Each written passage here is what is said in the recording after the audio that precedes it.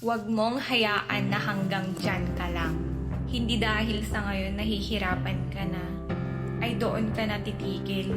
Hindi dahil sa iniwan ka na ng mga inaasahan mo, ay iiwan mo na rin yung pangarap mo.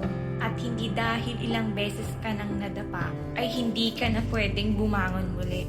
Alam mo, hindi mo man yun napapansin, pero bawat araw na pinipili mong lumaban, isa na yung panalo. Tama na ang pagdududa sa sarili. Tama na ang palaging sinasabi mong hanggang dito na lang ako.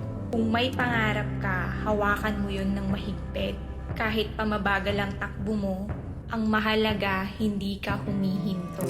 Hindi mo kailangan maging perpekto para magsimula.